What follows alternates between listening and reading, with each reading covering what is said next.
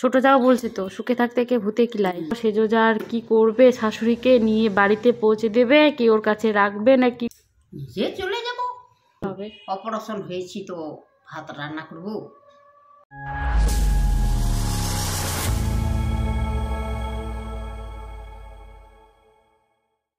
নমস্কার, আমি চন্দনা। আমার এই ছোট্ট চ্যানেলের সকলকে জানাই অনেক অনেক ওয়েলকাম। বন্ধুরা, তোমরা যে যেখান থেকে আজকে আমার এই ভিডিওটি দেখছো, আশা করি সকলে তোমরা খুব ভালো আছো, সুস্থ আছো। আর আমরাও কিন্তু বেশ ভালো আছি। আর আজকের ভিডিওটি আমি শুরু করলাম দুপুর থেকে। জানো, আজ কিন্তু সকালে একবার রান্না করে নিয়েছি। ওই যে সেদ্ধ ভাত, আর তোমাদের দাদাভাই না সকাল সকাল আজ বাজারে গিয়ে বোয়াল মাছ আর তার সাথে ছোট মাছও কিন্তু নিয়ে এসেছিল। তো মাকে ওই করে দিয়েছিলাম সেদ্ধ ভাত আর বোয়াল মাছের ভাজা। তাই কিন্তু আমরা খেয়েছি, কিন্তু তোমাদের দাদাভাই খায়নি। তার জন্য আলাদা করে আলুর ভাজা আর ছোট মাছের চচ্চড়ি করেছিলাম, বোয়াল মাছ খায় না বলে। তো এখন দুপুরবেলা বেগুন দিয়ে ওই বোয়াল মাছের মাথা ঘন্ট করছি। আর আমরা তো রাজবংশী, আমরা কিন্তু ঘন্ট তরকারি দিয়ে মুড়ি খেতে ভীষণই ভালোবাসি।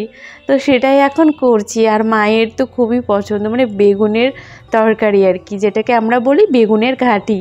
তো বেগুন দিয়ে ওই বোয়াল মাছের মাথা করলাম। আর মাকে না আমি এখানে বলছিলাম, মা খই দেবো? তো মা বলছে অবশ্যই, কেন খই দিবি না, আমি তো খই খেতে ভালোবাসি, আছে নাকি। কিন্তু জানো, আমি মজার ছলেই বলেছিলাম, কারণ মা খেতে ভীষণ ভালোবাসে।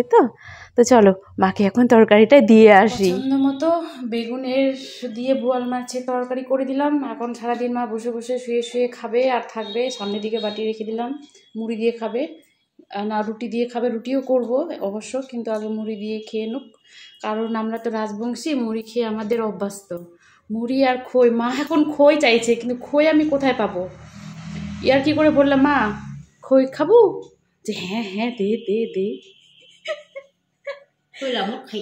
খই হলে মানে জমে যেত আর কি খাওয়াটা, খই মুড়ি দিয়ে। কিন্তু আফসোস একটাই থেকে গেল, শাশুড়ি মাকে খই খাওয়াতে পারলাম না। তো চলো মুড়িয়ে দিই, এখন মুড়ি দিয়ে খাবে। মায়ের বাড়িতে খই রাখা আছে, তো সেটাই বলছে কি আমি নেই, মনে হয় সব খই খেয়ে নিয়েছে, কারণ খই খেতে পাচ্ছে না তো সেই জন্য। আর জানো, বাড়ি যাওয়ার জন্য সে কি বায়না। তো তোমাদের দাদাভাই যখন আসে না তখনই বলেছিল, কারণ আবারও নেপালে যেতে হবে।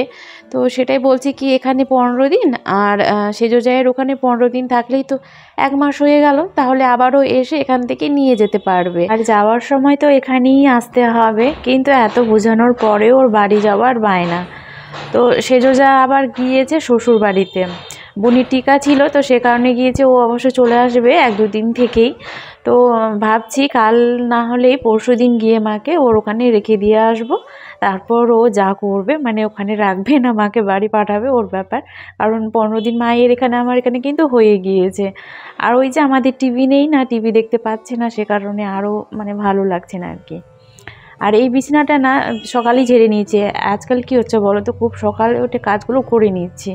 রান্না বান্নার কাজ অনেক থাকে তো, যেমন মা আছে, তো সেই জন্যই আর কি। আবারও এই যে অনেকক্ষণ সেই 7টার দিকে বিছানা ঝেড়েছিলাম, তো আবারও ওই দুপুরের কাছাকাছি আর একবার বিছানাটাকে পরিষ্কার করে নিলাম। তো বন্ধুরা, আজকে আমার এই ভিডিওর কোনো অংশ যদি তোমাদের একটুখানি হলেও ভালো লেগে থাকে, তাহলে কিন্তু অবশ্যই ভিডিওতে একটি লাইক, কমেন্ট, চ্যানেলটিকে সাবস্ক্রাইব করে দিয়ে বেল আইকনটি ক্লিক করে পাশে থেকে যেও। তোমাদের একটি লাইক কমেন্ট আমাকে আরও ভালো ভালো ভিডিও বানাতে অনেক উৎসাহিত করে বন্ধুরা। আর দেখো, মা এখানে যে কাপড় কেচে দিয়েছিলাম সব শুকিয়ে গিয়েছে, তো এনে না বসে বসে ভাঁজ করে দিচ্ছে। ওই যে সারাদিন শুয়ে থেকে দেখি বিরক্ত বোধ হয়ে যাচ্ছে, তখনও মাঝে মধ্যে বেলকনিতে আসছে, আবার মাঝে মধ্যে ছাদেও যাচ্ছে। তো সন্ধ্যাবেলা গা হাত পা ধুয়ে কাপড় চেঞ্জ করে এই যে এখন সন্ধ্যাটা দিয়ে নিচ্ছি।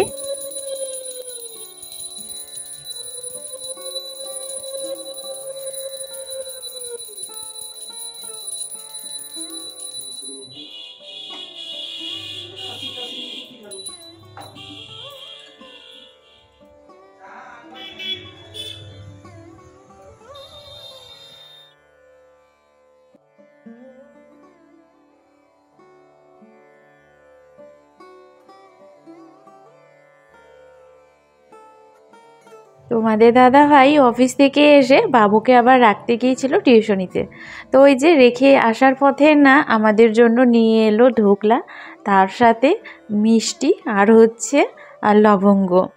তো মাকে দিয়েছি মিষ্টি আর লবঙ্গ, তোমাদের দাদা ভাইও ঢোকলা মিষ্টি লবঙ্গ নিয়েছে। আর আমি না এই যে, কারণ আমার ঢোকলা খেতে ভীষণই ভালো লাগে, মাঝে মধ্যে তোমাদের দাদাভাইকে নিয়ে আসতে বলি কিন্তু নিয়ে আসে না, আজ জানি না হঠাৎ করে নিয়ে এলো। তো ওই যে আমি 2টা নিয়েছি আর তোমাদের দাদাভাই আর মা হচ্ছে ডাইনিং টেবিলে বসে খাচ্ছে আর আমি রান্নাঘরেই খেতে শুরু করে দিয়েছি। কারণটা হচ্ছে এখন আমাকে আবার রান্না বসাতে হবে। তো রান্না বসাতে বলতে রুটি করব এখন। ওই যে দুপুরে করেছিলাম মাছ দিয়ে হচ্ছে তোমার বেগুন, আর এখন করব রুটি। তো মা রুটি খেতে চেয়েছে, তো সেই জন্যই আর কি মিষ্টিটা খেয়ে নিয়ে তারপর চা করে দেব। তো চা এখানে না আমি করছি না, তোমাদের দাদাভাই করছে। ভেবেছিলাম আমিও করব, তো দেখছি আবার তোমাদের দাদাভাই চা করতে গিয়েছে। তো চা করুক, বেশ ভালোই হবে আজকে। তোমাদের দাদাভাইয়ের হাতে চা খাবো। অবশ্য না ওই চা করে বেশিরভাগ সন্ধ্যার সময় আমি করি, কিন্তু সকালে তারপর যেদিন আমি একটুখানি ব্যস্ত থাকি সন্ধ্যার সময় মা যাবে ওই কালকে করে। বাড়িতে। কালকে বলতে আজকে বাড়ি যেতে চাইছিল, গ্রামের বাড়ি নিজে যেতে চাইছে। নিজেই আবার নিজেই বলছে কি বাড়ি গেলে আমাকে চা করে কে খাওয়াবে। তো ওকে বাড়ি যেতে বলছেটাকে, আবার বাড়িতে যাওয়ার জন্য বায়না। ছোট ছেলে কাল এসছে কলকাতা থেকে, ফোনের উপরে ফোন কি আমাকে নিতে আয়। তো খাবো ওরকম করে। তো আজকে পাঠালাম না, যেতে দেবো না। কাল না হলে পরশু সকালে দিয়ে আসবো সেজোজার ওখানে। তারপর সেজোজা আর কী করবে, শাশুড়িকে নিয়ে বাড়িতে পৌঁছে দেবে কি ওর কাছে রাখবে না কি করবে, তখন ওর দায়িত্ব। আমার দায়িত্ব শেষ কাল থেকে। কালকে দেখি বিকেলে যদি ও আবার গেছে শ্বশুরবাড়িতে, সেজোজা গেছে শ্বশুরবাড়িতে, 2 যা এখন ওরা বাড়িতে। তো সেই দেখে ওর বাড়ি যাওয়ার জন্য বায়না, কিন্তু ও চলে আসবে কালকে। তো কালকে না মানে কালকে আস্তে আস্তে ওর যদি সন্ধ্যাও হয়ে যায়, তো সময় পেলে কালকে সন্ধ্যার সময় নিয়ে যাব। আর যদি অনেকটা রাত্রি হয়ে যায় তাহলে পরশুদিন সকালে নিয়ে গিয়ে রেখে আসব। আর কুছ নিজে চলে যাব, যেতেও হবে না, এখানেই গাড়িতে চড়বো, চলে যাব। সুখে থাকতে ভূতে গিলায় না কি কিলায় যেন, সেরকম হচ্ছে ব্যাপার। ছোট যাও বলছে তো সুখে থাকতে কে ভূতে কিলায়। বাড়ি যাবে, যাক বাড়ি, একাই থাকবে।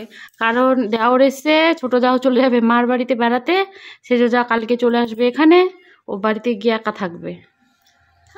থাক করে ভাই, আবার ভাতের হাঁড়ি ধরবে, ভাত রান্না করবে।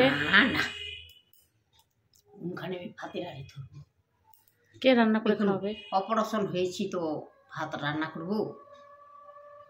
ওরা করবে। ওরা কারা? যাই বাড়িতে থাকবে তারা করবে। তো বাড়িতে তো একটাই বৌমা থাকবে, ওই করবে, ওরা খাবে না। আর সেন্টার কে করবে? আমি খাবো। আসু দিদি তো চলে যাবে সকালে সেন্টার, মানে মেজো দিদি আর কি। বড় যা যেহেতু আলাদা থাকে, সে যা হচ্ছে সেন্টার যাবে সকালে, তো রান্নাটা কে করে খাওয়াবে? বাবা আসবে, তারপর মুড়ি খাইয়ে থাকবো। আমি তো ওটাই বলছি কি দিদি চলে যাবে সেন্টারে, দিদির তো এখানে ওখানে একটু বেশি যায় আর কি। তো যখন চলে যাবে তখন হচ্ছে বুড়া বুড়ি আর কি, মানে মা আর বাবা। মা বলবে বাবাকে নে একটা গামছা তুই আর একটা আমি, আর পেটে গামছা বাঁধি, কারণ খাওয়ার তো হবে না। কারণ মা তো বলে ভাত রান্না করবে না। আর দিদিও তো চলে যাবে সেন্টারে। তেরা কিয়া হোগা কালিয়া। মাকে বেশ ভালোই লাগছে এখন, কারণ পরশুদিন মাকে স্নান করে দিয়েছি, শ্যাম্পু টেম্পু করেছে, বেশ ভালো লাগছে। সেই সব ভিডিও 2 দিন আমি তো ভিডিও করিনি, কিন্তু স্নান করার পর খারাপ না। ভিডিওটা কি করতেই হবে? হ্যাঁ ভিডিও তো করতেই হবে, তুই তোমার ভিডিও করবা কইস কিছু করিস না রে, ছবি। এটা যে অসুখে পড়ছি, অসুখের ভিডিও তো করতে হয়। এটা কি করতে হবে? এটা করতেই হবে, তারপরে করবি। এখন মায়ের এই শ্বাসটা বেশ ভালো, কিন্তু গ্রামের বাড়ি গেলে প্যান্টটা তো আমি থুয়ে পারবো নি, বলে আমি জীবনে পিন্ধুম কিনি রে ভাই। কে কিনে দিতে? অমর বাথরুমটা যাই না আমি লাইক বদমাশি বুদ্ধিগুলো তো খুব আছে। একবারে সুইটার মুইটার চাদর একবারে খালি গিয়ে চিপি এনতো আইনো কিন্তু গিয়ে বউ মুয়ে মোর পাছমাই বউ আর মুই আগমায় আর ও মায়ের সবচেয়ে খালি মানুষ খালি চুরি থাকে, খালি চুরি যাই আর চিপি আই কাছে সব খুলে দিন ভাই। আর বাবা চুলটি খালি বাঁধিবাই পারুনি, হাত গিলাই নিয়ে যাওয়া পারুনি ও মা এন্তনের সাথে খেকা বেকার সবজি মাথা চুল সবজি একবারে পাগলির মতন ওইগুলো বুঝে। হ্যাঁ আর কবিল করছে কি ছোট সুইটারটা ঠাকুর গে আচ্ছা কে যাবে ফেই টিপি দিলে আর বা তে ভাই ভালো ভাই না গিল্লো ভাই হ্যাঁ বা। তো মা এখানে আমাকে গল্প শোনাচ্ছিল, ওই যে যেদিন নেপালে যাই ট্রেনের মধ্যে এত নাকি ভিড় ছিল, চুল টুল খুলে মানে বাঁধতে পারছিল না, হাত দুটো উপরে করতে পারছিল না, এতটা বলে ভিড় ছিল। তো চুল খুলে পুরো পাগলের মতো হয়ে গিয়েছিল। তো সেই সব আর কি গল্প শোনাচ্ছিল। তো চলো বন্ধুরা, এখন রুটিটা ঝটপট করে করিনি, কারণ অনেকটা রাত্রি হয়ে গিয়েছে। তো এই রুটিগুলো যেন গরম জল দিয়ে সেদ্ধ করে তারপর আমি বানাচ্ছি। তোমাদের দাদাভাইকে টিফিন করে দিই, তো তো সেই রুটি আর কি মার খেতে ইচ্ছে করছে, কারণ নরম তুলতুলা হয়ে থাকে। তো সেই জন্য চটপট করে কয়েকটা রুটি ভেজেই নিই। তোমাদের দাদাভাই আবার খাবে না, রোজ যেহেতু ওকে আমি টিফিনে দিই, রোজ বলতে মাঝে মধ্যে দিই আর কি। তো এখন বলছে ও কি আমি আর রুটি খাবো না, আমার পেট খারাপ হয়ে গিয়েছে। আজকে সকালে অবশ্য ওকে আমি টিফিনে এই রুটি আর আলু ভাজা করে দিয়েছিলাম, তো খাবে না বললো, সে কারণে আমি আমার জন্য, বাবুর জন্য আর হচ্ছে মায়ের জন্য আর কি কয়েকটা গুনতি করে আর কি বানিয়ে নিয়েছি। রুটি করার পর তো জানোই কত মানে গ্যাস তো নোংরা হয়, থাল বাসনও অনেকটা হয়েছে খাওয়া দাওয়ার পর, ওই যে টিফিন খেয়েছি সন্ধ্যার সময় আবার। তো সেই সব মিলে চলো বাসনগুলোকে না রাত্রেই ধুয়ে মেজে পরিষ্কার করে রাখি, তাহলে সকালবেলা উঠে বেশ কিন্তু ভালো লাগবে রান্নাঘরে যেতে। আর রান্নাঘর পরিষ্কার থাকলে রান্না করতেও কিন্তু বেশ মানে ভালো লাগে। তো চটপট করে কয়েকটা থাল বাসন ছিল, কয়েকটা ছিল না বন্ধুরা, অনেকগুলোই ছিল অবশ্য। তো যখন যেটা এটো করছিলাম তখন সেটাই কিন্তু আমি ধুয়ে দিচ্ছিলাম, শুধু ওই মিষ্টির যখন আমরা সন্ধ্যাবেলা খাই সেই সব ছিল। আর এই যে রুটি করলাম, রুটি করার পর খাওয়া দাওয়ার পর সব বাসন কোসন একবারে ধুয়ে রান্নাঘরটাকে পুরো ক্লিন করে রাখবো। তো আজকের মতো তাহলে ভিডিওটি এখানেই শেষ করলাম, আবার একটি নতুন ভিডিও নিয়ে আসবো। ততক্ষণের জন্য সকলে তোমরা খুব ভালো থেকো, সুস্থ থেকো আর অল টাইম হ্যাপি থেকো। তো এই যে দেখো বন্ধুরা, রান্নাঘরের কিন্তু একটাও আমার এঁটো থাল বাসন নেই, সব ধুয়ে মেজে একদম রান্নাঘর পুরো ক্লিন করে রাখলাম। আর বড় বড় ওই যে বাসনগুলো যেন নিচে আমাকে রাখতে হয়, কারণ রান্নাঘরটা দেখছো এখান থেকে শুরু এখানেই শেষ।